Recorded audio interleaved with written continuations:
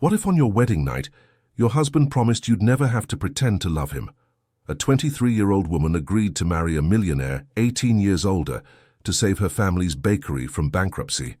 But what was meant to be just a financial agreement transformed into the purest and most unexpected love. Tell me, where are you watching from? If this story is touching your heart, subscribe to the channel and leave a like so we can keep sharing these emotions together. The lavender scent that permeated the Egyptian cotton sheets contrasted with the bitterness Elizabeth felt at having accepted this arranged marriage. At 23, she had traded her freedom for debts that weren't even hers, marrying a man 18 years her senior, whom she had met only 3 times before the ceremony. Robert's hands, surprisingly gentle for a man known for being ruthless in business, delicately dried the tears escaping from her green eyes in the ornate bedroom of the Napa Valley estate. Destiny sometimes imposes paths we would never have chosen, but it's often these unexpected roads that lead us to the most extraordinary destinations. "I promise you'll never have to pretend to love me," Robert murmured, his deep voice resonating against the stone walls. "But I also promise that you will be respected and protected as you deserve." His woody cologne mingled with the distant sound of the piano still playing in the courtyard below, where guests celebrated a union that she considered her own sentence. The moonlight drew arabesques on the antique furniture, silent witnesses to this night, when 2 destinies intertwined without truly touching. Elizabeth clutched the silver locket containing her parents' photo to her chest, the last relic of a simple life in the family bakery, now threatened by bankruptcy. The sensation of cold metal against her skin reminded her that her sacrifice had a purpose, a reason that went beyond her own freedom. "You don't have to be kind," she replied with a dignity that surprised Robert. "I know the terms of our arrangement." The slight trembling of her lips betrayed a vulnerability that all her courage couldn't hide. Robert observed her without saying anything, looking for traces in that unknown face of a soul he perhaps should have taken the time to discover before this fateful day. In the silence that followed, a grandfather clock struck 12, marking the end of one day and the beginning of a shared existence that neither had truly desired. The first rays of sunlight caressed the vineyards, stretching as far as the eye could see around the estate, when Elizabeth awoke in the still empty bed. Robert had already left, leaving behind only the imprint of his body on the sheets and a handwritten note on the nightstand. "Take your time to familiarize yourself with your new home." The following weeks established a routine as predictable as it was distant. They lived like polite strangers in the vastness of this property that produced some of the finest wines in Napa Valley. The endless corridors of the mansion seemed to reflect the emotional distance between them, physically close, but separated by invisible walls of unspoken expectations. "You should visit the cellars," Robert suggested one day during one of their silent dinners. "They tell the story of this land better than I ever could." "Is that an invitation or an instruction?" asked Elizabeth, surprised by her own boldness. A fleeting smile crossed Robert's face. "Let's say, a suggestion. I'm not used to sharing this space. Forgive my lack of warmth." Elizabeth observed this man who was legally her husband, but remained a mystery. His hands betrayed years of work despite his fortune, and the wrinkles at the corners of his eyes told stories she knew nothing about. She realized she knew nothing about him beyond his reputation as a brilliant businessman and the fact he had been married before. In the solitude of endless days, Elizabeth found refuge in the estate's kitchen.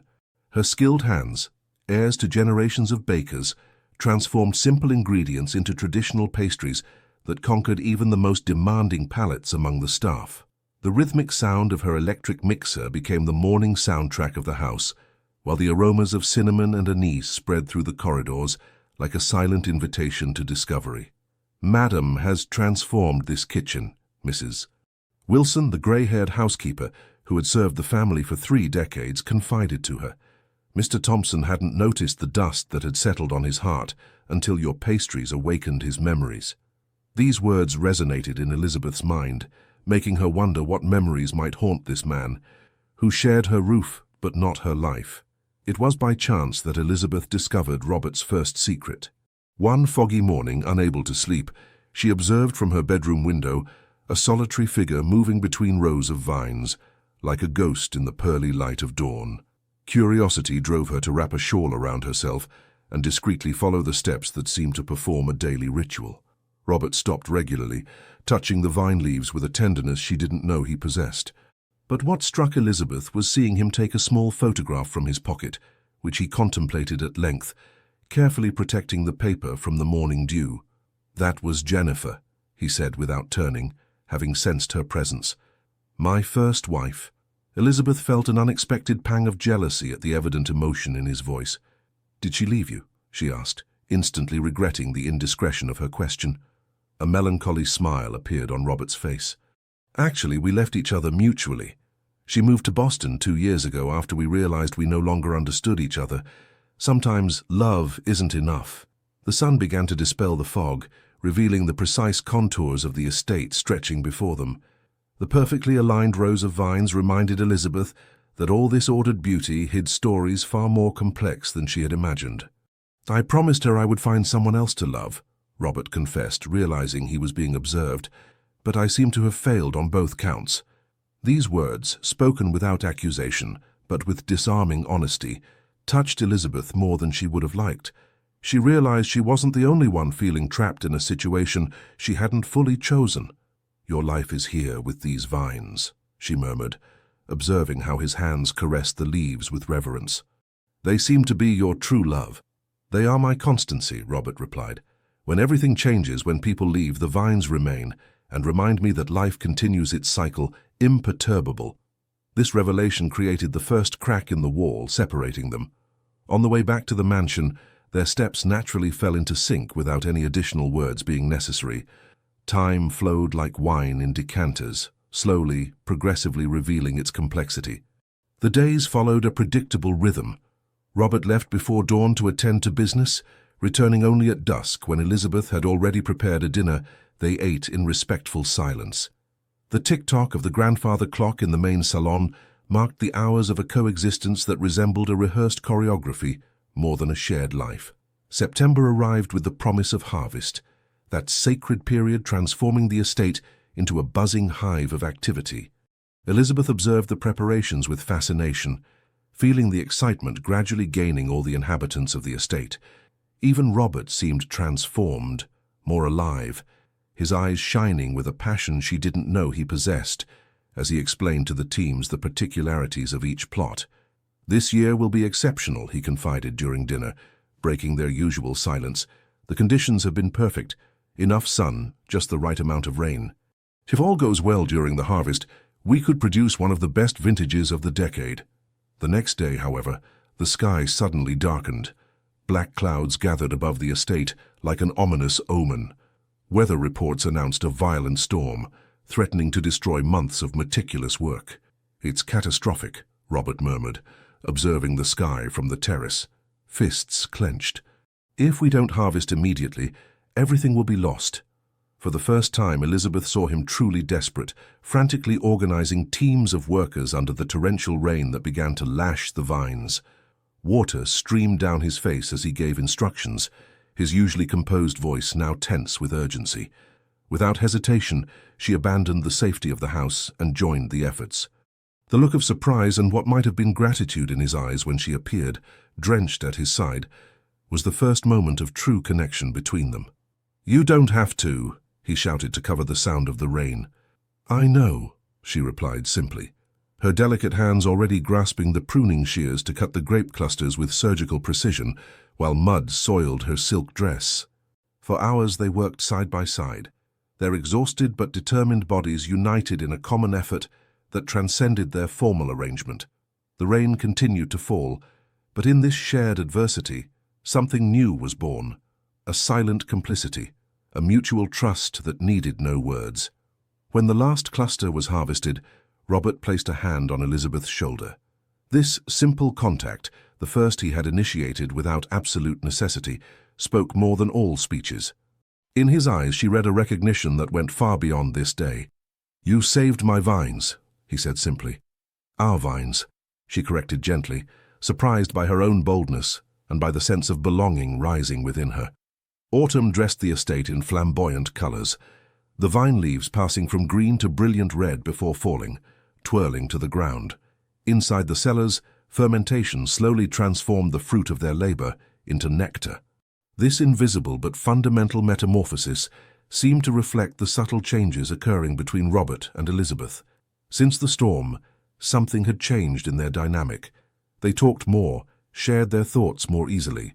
Robert sometimes returned earlier, lingering in the kitchen where Elizabeth experimented with new recipes inspired by local produce and California traditions. "What are you making?" he asked one evening, inhaling the delicate aroma escaping from the oven. "Apple cinnamon cookies," she replied, focused on the texture of the dough she had just taken out. "My grandmother used to say the secret was in letting the dough rest and in the love you put into it." Robert smiled at this comment, a genuine smile that reached his eyes. "May I try one?" She handed him a still warm cookie. When he brought it to his lips, the expression of authentic pleasure that crossed his mature face was like seeing the sun rise after months of winter. Elizabeth felt an unexpected warmth invade her chest at the sight of this spontaneous reaction. "Jennifer often said that food prepared with love has a different flavor," he commented, and for the first time, Elizabeth glimpsed a vulnerability behind the mask of the accomplished businessman. It was the beginning of a new phase in their relationship. Robert began occasionally inviting important clients to dinner, highlighting Elizabeth's culinary talents as an asset of the estate. She discovered she enjoyed these moments when her creativity was valued, when she could contribute to the family business in her own way. One evening, as Robert was presenting the new vintage to a group of international distributors, he took her hand in front of everyone. "My wife understands better than anyone how to pair flavors," he said with a pride that took her by surprise. "She has the intuition for what will work with our wines." These words, spoken with sincere conviction, resonated in Elizabeth as a revelation. For the first time, Robert was presenting her not as an obligation or an arrangement, but as a partner whose skills and sensitivity he valued. That night, as they walked side by side in the garden after the guests had departed, Elizabeth made a decision that would irrevocably change their shared trajectory. "I'd like to create something special," she said, stopping to observe the stars shining in the autumn sky. "A range of desserts specifically designed to accompany each of your wines." Robert observed her at length, perceiving the passion now animating this young woman. He was beginning to rediscover in a new light. "It's not just to honor our arrangement anymore, is it?" he asked gently. "No," she admitted with disarming honesty. "It's because I've begun to love this place and to appreciate our collaboration." He offered his arm to return inside, a simple but symbolic gesture of a new alliance forging between them, no longer based on obligation, but on a growing mutual respect, and perhaps something deeper still that they dared not name. The biting cold of December descended upon the estate, transforming the vines into frost sculptures and covering the mansion roofs with an immaculate blanket. This dazzling whiteness contrasted with the warm atmosphere now reigning inside. The scents of cinnamon, orange, and clove perfumed the corridors, witnesses to Elizabeth's preparations for the year-end festivities. Robert spent more and more time watching her work, fascinated by the transformation of this shy young woman into a confident mistress of the house who had progressively won over the hearts of the staff. The initial irritation he had felt toward these changes had given way to silent admiration. One morning, while the estate was still asleep under the snow, Elizabeth accidentally discovered a box of old Christmas decorations in a rarely used room. Among them was a crystal angel of extraordinary finesse, visibly very old. "That was my mother's favorite angel," said Robert, surprising her at the threshold of the room. "It's been in our family for 5 generations. "I'm sorry, I didn't mean to pry," Elizabeth apologized, confused. "This is your home," he replied with unusual gentleness. "I should have shown you these treasures much sooner." It was the beginning of a day unlike others. For the first time, Robert told her stories of his childhood in this mansion, showed her photographs yellowed by time, spoke of family traditions that had been lost over the years. His voice resonated with a nostalgia that touched Elizabeth deeply.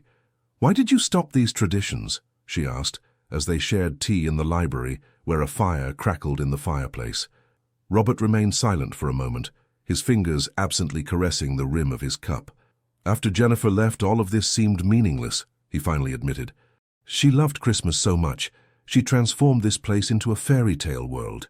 Elizabeth felt a pang of jealousy at the evocation of this woman, who still seemed to occupy so much space in Robert's life, but she quickly pushed it away. "What if we created our own traditions?" she suggested boldly, not to replace the old ones, but to honor the past while building something new. The look Robert gave her contained an intensity that troubled her. He seemed to see beyond her words, to understand the deeper proposal she dared not clearly formulate. "I would like that very much," he replied simply. In the days that followed, they spent long hours decorating the mansion together, blending old traditions and new ideas. Robert gradually revealed aspects of his personality that Elizabeth had never suspected. His deep laugh when a decoration fell, his infinite patience in placing each candle exactly in the right place, his encyclopedic knowledge of which wines to serve with each festive dish. One evening, as they finished decorating the enormous Christmas tree in the entrance hall, Robert approached her with a small antique box. "I'd like you to wear this," he said, holding out a delicate emerald necklace. "It belonged to my grandmother, then to my mother. It's meant for the mistress of Thompson Estate." Elizabeth's fingers trembled slightly as she touched the stones that seemed to capture the exact color of her eyes. "Robert, I don't know if I deserve—" "You are my wife," he interrupted gently. "Not just on paper anymore, but in the way you've brought life back to this house. And perhaps to its owner as well." That evening, for the first time, he kissed her, a light, almost timid kiss, yet containing a promise far deeper than all their previous arrangements. January brought with it a glacial cold that infiltrated even the thick walls of the mansion. The vines slept under their blanket of snow, patiently awaiting the spring awakening. This pause in the viticultural cycle should have been a time of rest, but fate decided otherwise. It all began with a cough that Robert ignored, attributing his discomfort to accumulated fatigue. But when Elizabeth found him one morning, feverish and struggling to breathe, concern seized her with an intensity that surprised herself. "It's nothing," he insisted, trying to get up despite his trembling legs. "You're sick," she countered firmly, placing a hand on his burning forehead. "And you're going to stay in bed until the doctor arrives." For the first time, she took total control of the situation, surprising the staff with her natural authority and quiet determination. The diagnosis came quickly: severe pneumonia requiring complete rest and constant care. During the 2 weeks that followed, Elizabeth discovered herself taking care of him with a devotion that surprised even her. The sound of his labored breathing during the nights she spent at his bedside, refreshing his forehead with damp cloths soaked in rosewater, revealed feelings whose existence she had been unaware of. One night, as the fever reached its peak, Robert grasped her hand with unexpected strength.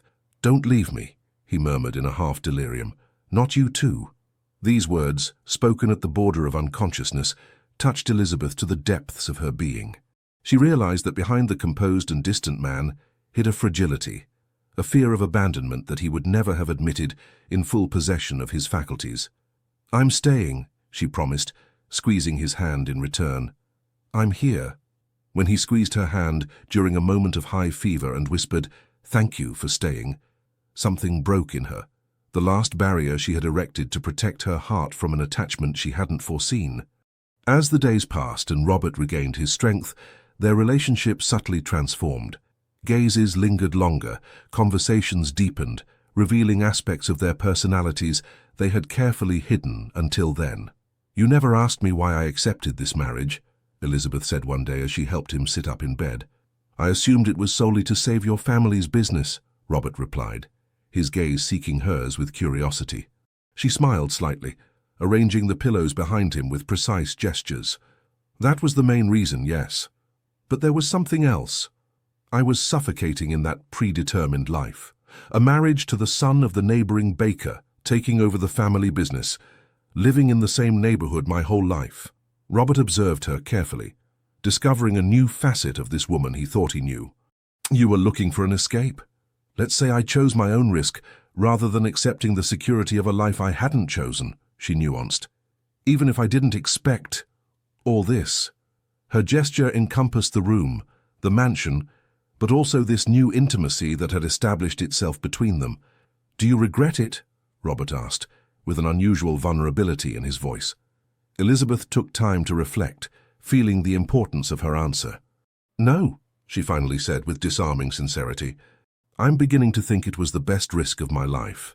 That evening, when she fell asleep in the armchair next to his bed, Robert observed her at length, realizing that what had begun as a practical arrangement was transforming into something much more precious and much more frightening, for he was no longer certain he knew how to protect his heart from this young woman who had silently conquered his home, his staff, and perhaps much more.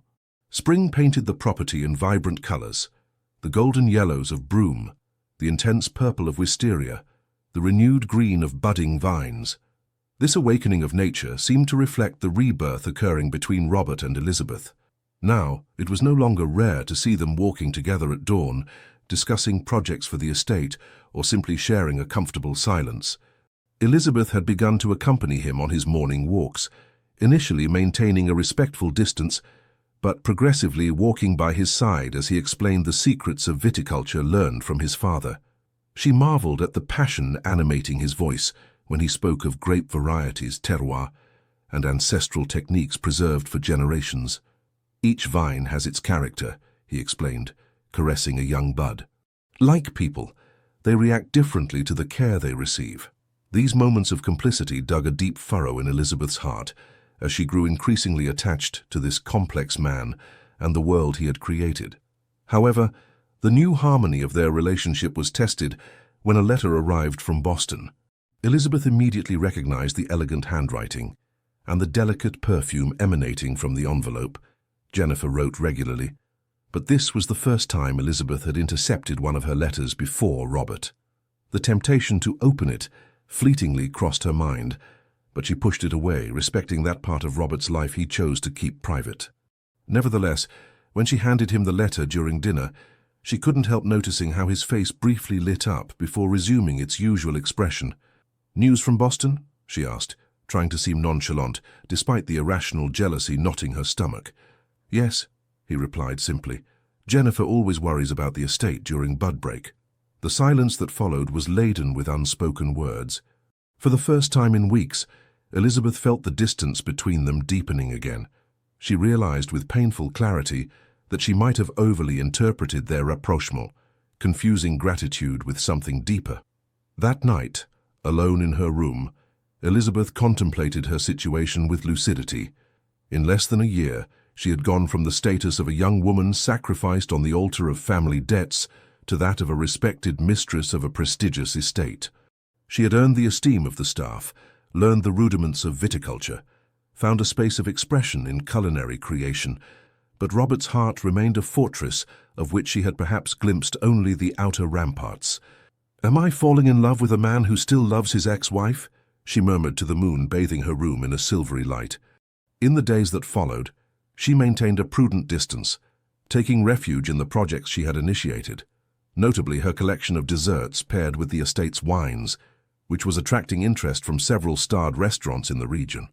Robert seemed to notice this subtle change but said nothing, respecting what he perceived as a need for space. It was during a dinner with important merchants that the situation tipped. One of the guests, after several glasses, evoked the tragic love story of Robert and Jennifer, describing their separation as the ultimate sacrifice of an impossible love. Elizabeth felt the ground crumbling beneath her feet.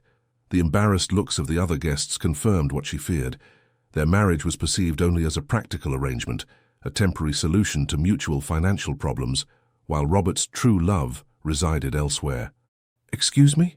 she murmured, rising, unable to maintain the mask of the serene wife any longer. In the garden where she sought refuge, the stars seemed to mock her naivety. How could she have believed that their rapprochement meant more than a mutual adaptation to a situation imposed by circumstances? "Elizabeth," Robert's voice made her start. He stood a few steps away, his expression indecipherable in the half-light. "Return to your guests," she said, hating the tremor in her voice. "I'm fine." "No, you're not," he replied, approaching, "and it's my fault." He stopped before her, seeming to search for words. He who usually mastered the language of business now seemed at a loss when faced with the complexities of the heart. "I think it's time you knew the whole truth about Jennifer and me," he finally said, extending his hand toward her as an invitation to a new chapter in their shared story. The private sitting room where Robert led Elizabeth had never been opened to her before. Photographs adorned the walls, silent witnesses to a life she had only glimpsed in fragments. A cabinet contained various personal objects, medals, antique watches. letters yellowed by time, forming the mosaic of an existence far more complex than she had imagined.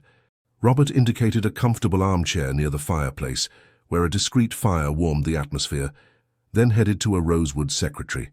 He took out a worn leather box that he handled with almost reverential respect. "What you heard tonight was the romanticized version people like to tell," he began, his voice unusually hesitant. "The reality is both simpler and more complicated." He opened the box, revealing dozens of carefully preserved letters, all bearing the same delicate perfume Elizabeth had noticed on the recent correspondence. "Jennifer and I met at college. I was studying œnology, she was studying art history. Our marriage seemed obvious to everyone. Two families from the region, common interests, sincere affection." He paused, visibly seeking the right words to explain the inexplicable. "We were happy, truly happy for several years. Then gradually something broke between us. Not in a dramatic way, there was neither betrayal nor catastrophic dispute. Simply, we evolved in different directions." Elizabeth observed him attentively, noting how his fingers absently caressed the edge of the box. "Jennifer discovered she couldn't have children," he continued softly. "This news changed something in her. She began to question her life, her choices. She felt stifled here, in this world governed by the immutable cycles of seasons and harvests." He took out a photograph showing an elegant woman with laughing eyes, posing in front of what she recognized as the Museum of Fine Arts in Boston. She received an offer to direct the Mediterranean art department there. "We tried to maintain our marriage despite the distance, but after a year we had to admit we were irremediably drifting apart." Elizabeth felt unexpected compassion replace the jealousy that had consumed her. "So you divorced?" "Not exactly," Robert replied with a sad smile. "We're legally separated, but we never finalized the divorce. It's complicated. Family traditions, implications for the estate." He took out a more recent letter than the others and handed it to her with visible hesitation. "Read it, please. It will explain better than I can." With trembling hands, Elizabeth unfolded the delicate paper and began to read. "My dear Robert, your recent letters have filled me with joy. The way you speak of Elizabeth reveals much more than your cautious words attempt to conceal. You seem to be living again, rediscovering that passion that once animated you, not just for the vines, but for life itself. Do you remember our promise? That we would wish each other happiness, even if it led us on separate paths. Perhaps it's time we fully honor that promise. The divorce papers have been ready for months, simply waiting for one of us to find the courage to take this last step. I've met someone, Robert, a professor of archaeology, who makes me rediscover the world with new eyes. I think you understand this feeling, don't you? This second chance life sometimes offers us when we have the courage to accept the end of a chapter. Talk to Elizabeth, not about your arrangement, not about the estate or responsibilities, but about what you truly feel. Life is too short to live it halfway. With all my affection, Jennifer." Elizabeth raised her eyes, meeting Robert's intense gaze, which hadn't stopped observing her during her reading. "She's right," he said softly. "I haven't been honest with you, or perhaps with myself." He knelt before her, taking her hands in his with a vulnerability he had never shown before. "What began as a practical arrangement has transformed into something I no longer expected, something I even feared to recognize.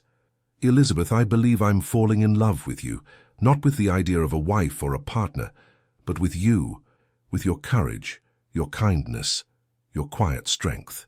The words she had so hoped to hear now resonated in the room, suspended in the air like musical notes waiting to be completed by a response. "I'm afraid," she admitted with disarming honesty. "Afraid that this is just a passing moment, that tomorrow you might regret these words." "Then let's give ourselves time," he replied, bringing her hand to his lips. "No longer as two strangers bound by a contract, but as two people who consciously choose to discover if what they feel can blossom into something lasting." That night they talked until the first light of dawn, revealing themselves to each other with a new authenticity. For the first time, their relationship was no longer based on unspoken words and assumptions, but on a shared truth that, although fragile, finally offered the promise of a future chosen rather than imposed. April deployed its promises over the estate, transforming each corner into an explosion of new life. The buds on the vines blossomed into tender leaves, symbols of a cycle renewing itself like hope in Elizabeth's heart. Since that night of confessions, a new complicity had established itself between her and Robert. Exchanged glances that lingered, brushes of hands that were no longer accidental, conversations that continued late into the night. Yet, despite this promising evolution, Elizabeth felt that one last secret floated between them, an area of shadow that Robert had not yet illuminated. She sometimes caught him on the phone, speaking in a low voice, or studying documents he hastily put away at her approach. These mysteries awakened old insecurities in her that she struggled to push away. One morning, as she was arranging freshly cut flowers in Robert's office, she noticed a folder bearing her family's name. Curiosity won over discretion, and ensuring she was alone, she opened it with trembling fingers. What she discovered left her speechless. Bank documents, property titles, business plans, all revealing that Robert had not only settled her family's debts as promised, but had also established a fund for her parents to reopen their bakery in conditions far more favorable than before. More surprisingly, he had done all this from the first weeks of their marriage, long before they began to grow closer. "I see you've found my little arrangements." Robert's voice made her start. He stood in the doorway, his expression unreadable. "Why didn't you tell me anything?" she asked, torn between gratitude and indignation at having been kept in the dark. "At first I feared you would think I was trying to buy your affection," he replied, approaching slowly. "Then, when we began to get closer, I didn't want you to feel indebted. I wanted whatever might grow between us to be authentic, free from any obligation." The initial anger she felt at these decisions made without consulting her was gradually replaced by the understanding that his actions came from a place of sincere concern. "I promise to take care of you," he said simply when she confronted him, "and that includes those you love." Elizabeth shook her head, moved by his generosity, but troubled by his approach. "You don't understand, Robert.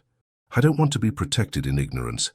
If we're to build something together, it must be as equal partners, not as a benefactor and his protégé."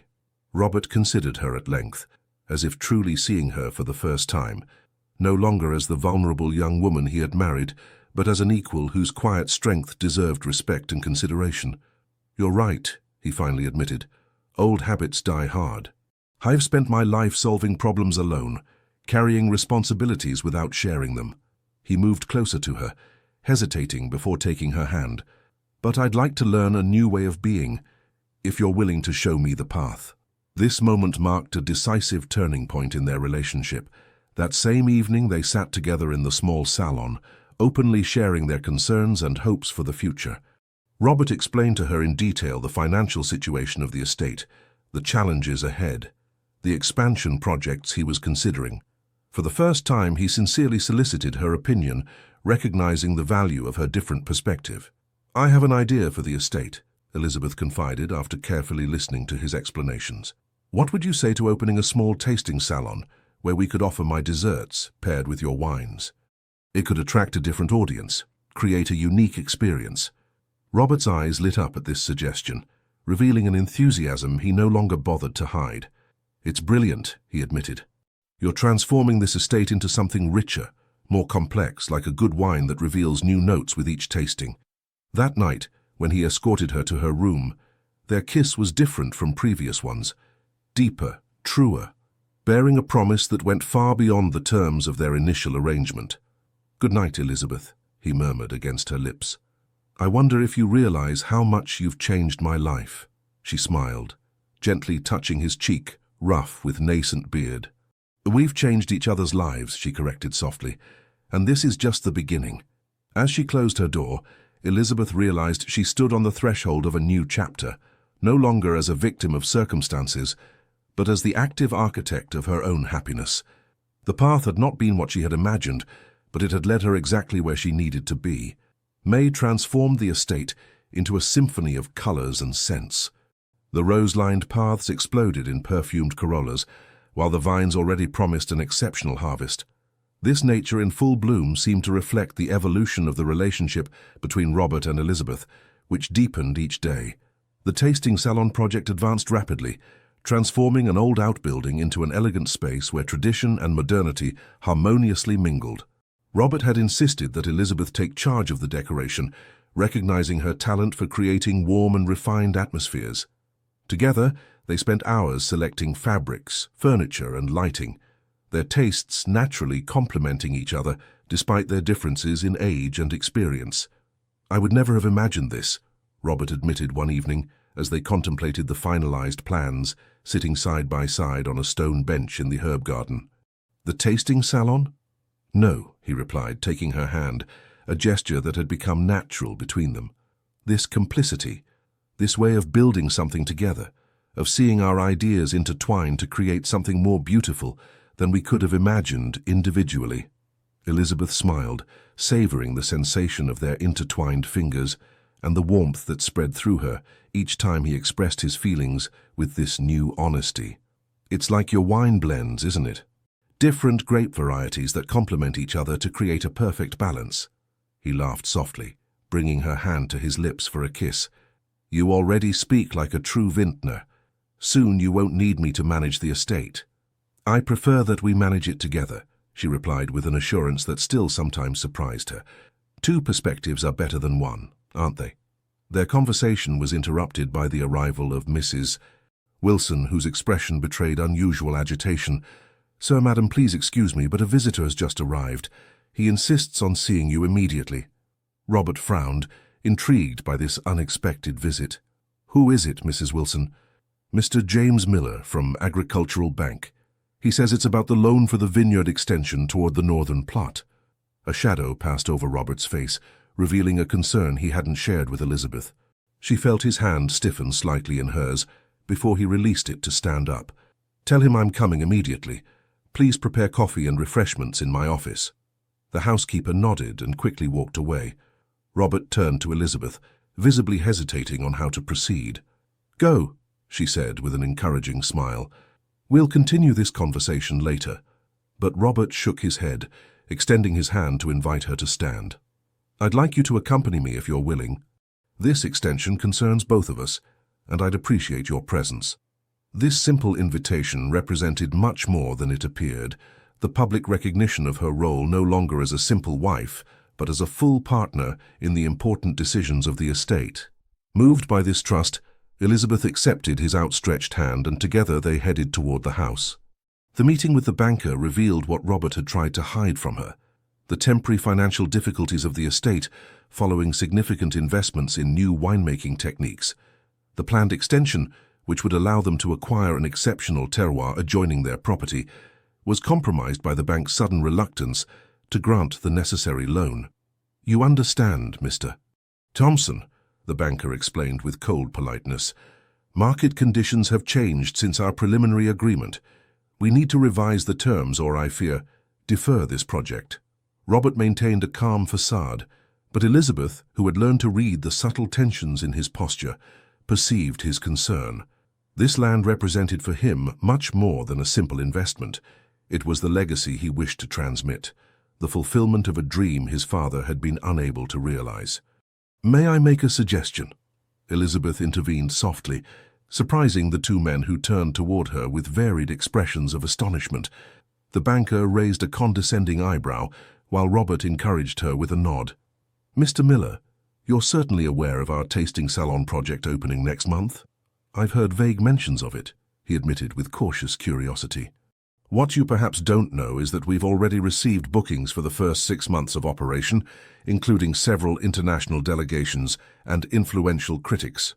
This information, which she had partly invented, seemed to pique the banker's interest. "Furthermore," she continued with growing confidence, "my line of desserts paired with the estate's wines has attracted the attention of several gourmet magazines. A full feature will appear in American Taste next month." This second statement was true, but she had deliberately omitted mentioning that it was a small article and not a full feature.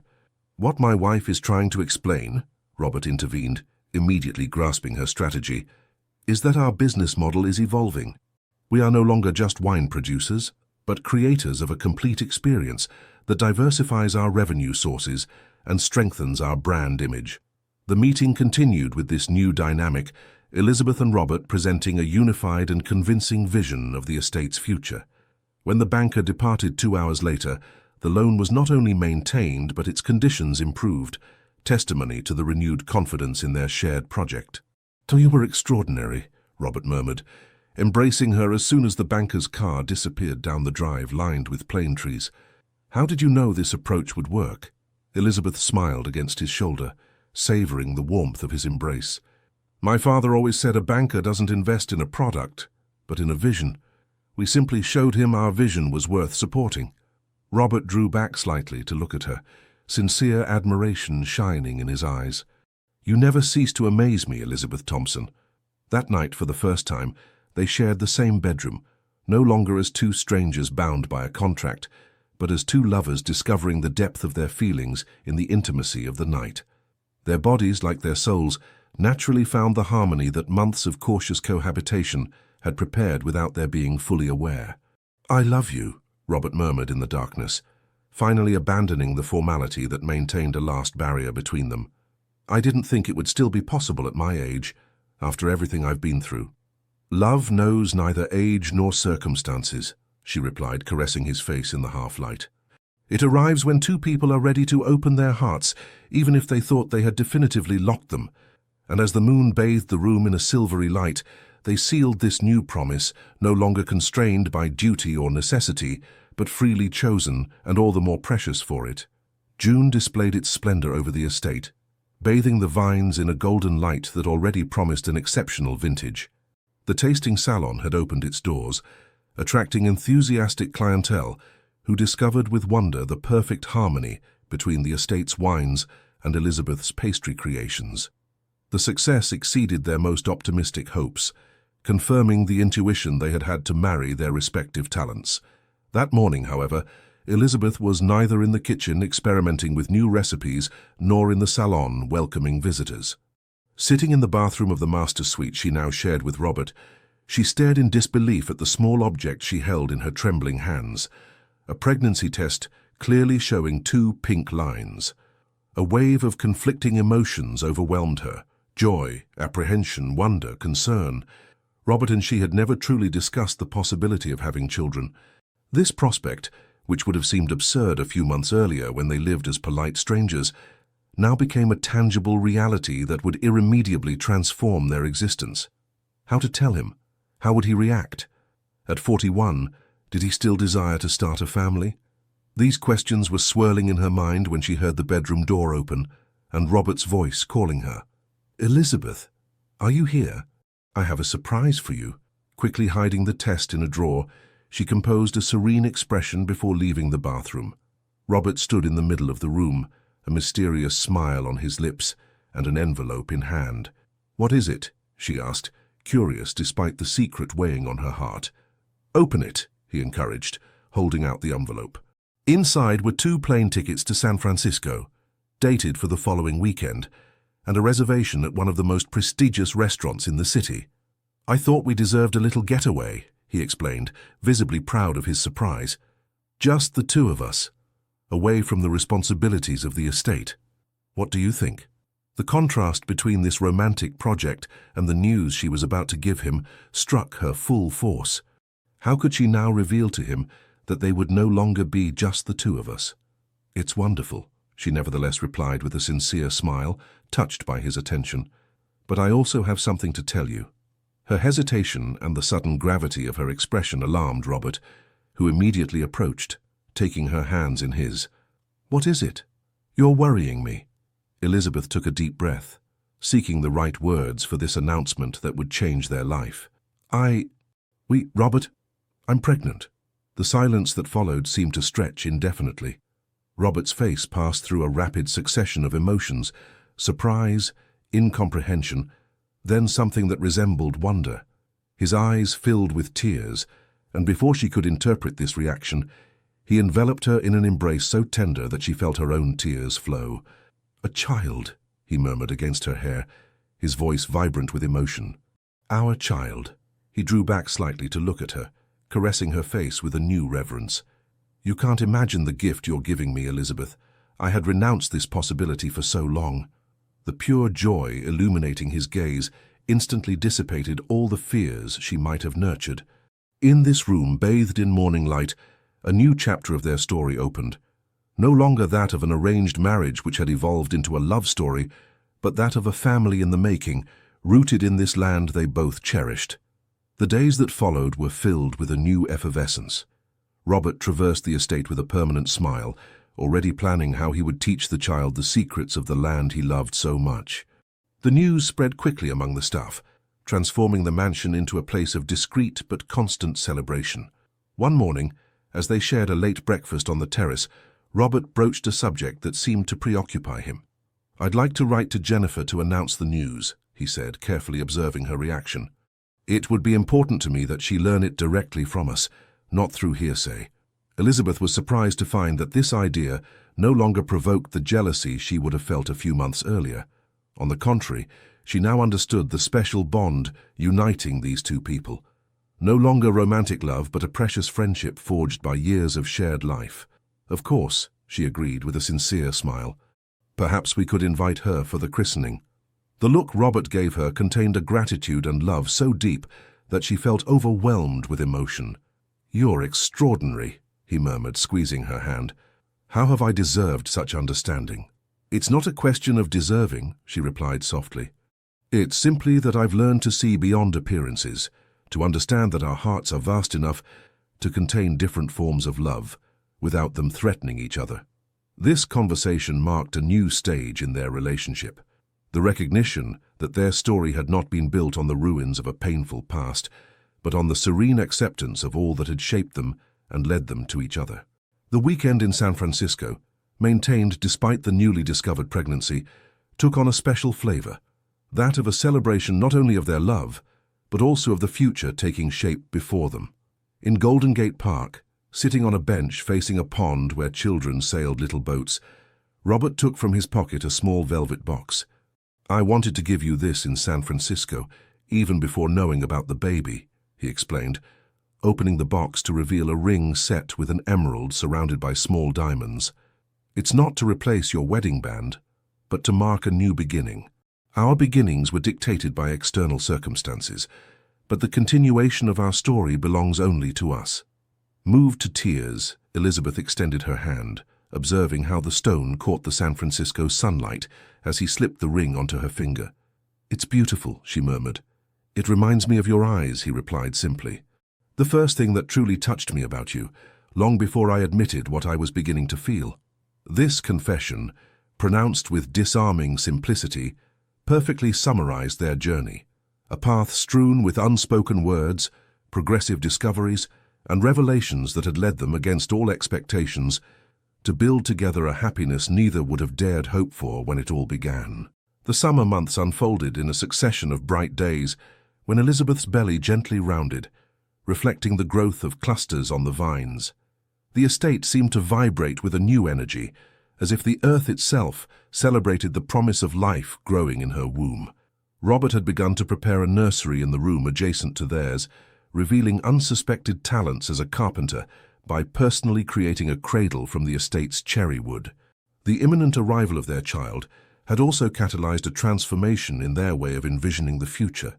The tasting salon, initially conceived as a simple complement to the viticultural activity, had become a place of exchange and discovery where Elizabeth conducted food-wine pairing workshops that attracted a loyal and enthusiastic clientele. "You've created much more than a tasting place," Robert confided to her one evening as they watched the last clients leave the estate after a particularly successful day. "You've infused a new soul into this place." Elizabeth smiled, absently caressing her belly where the baby was moving. "We did it together," she gently corrected. "It's our shared vision that made all this possible." Robert placed a hand on hers, contemplating with wonder the visible movements under the light fabric of her summer dress. "Have you thought about a name?"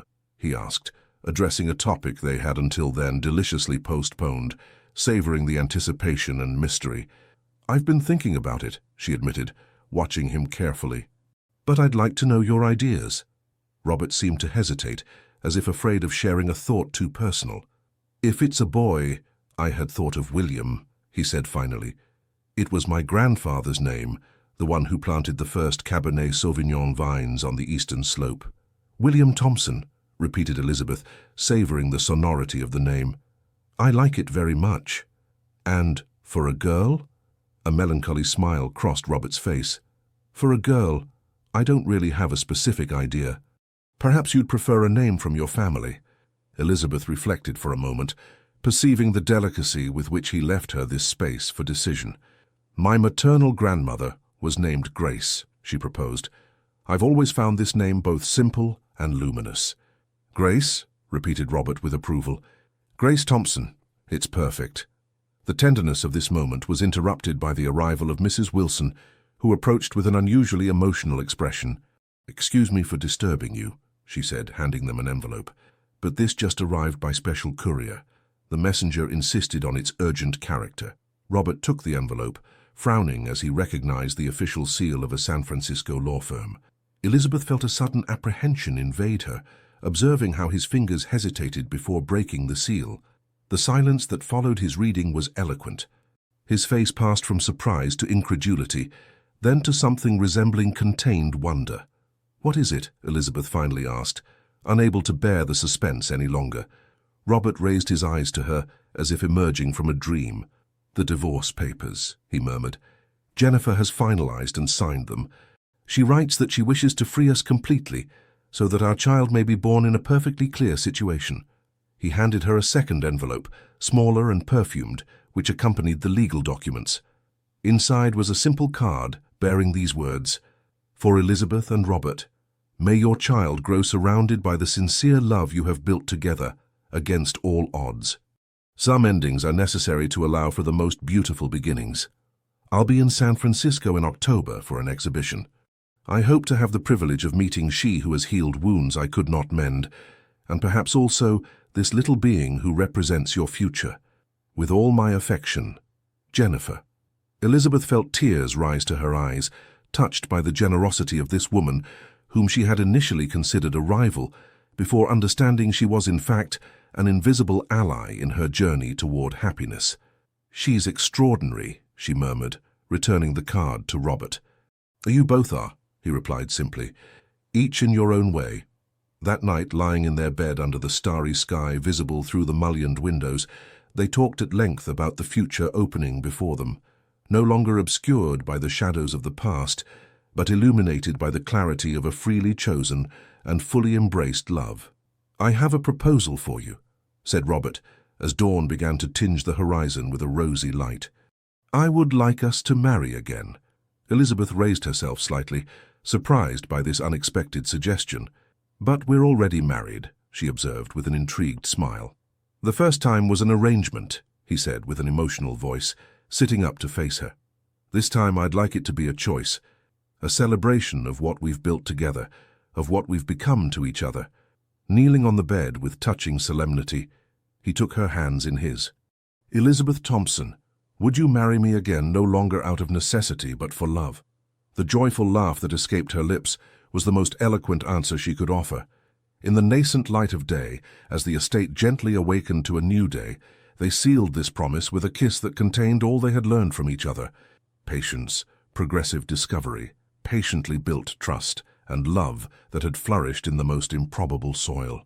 Autumn dressed the vines in flamboyant hues, ochres, purples, and ambers, when little William made his entrance into the world on a September morning when the first harvest began on the estate. His vigorous cries resonated in the room Elizabeth had chosen for the delivery, preferring to give birth in this place that had seen their love blossom, rather than in the anonymity of a hospital room. Robert, who had not left her bedside during the long hours of labor, contemplated with wonder this little being with hair as black as his, and eyes that already promised the emerald color of his mother. He's perfect, he murmured, caressing with his fingertips the velvety cheek of his son. He resembles you, smiled Elizabeth, exhausted but radiant. Look, he has your determined chin. The weeks that followed transformed the mansion into a protective cocoon around this new life. Robert's once assured steps had become cautious when carrying his son against his chest, whispering the secrets of the estate during their morning walks. Elizabeth often observed this scene from their bedroom window, her heart overflowing with a fullness she would never have believed possible.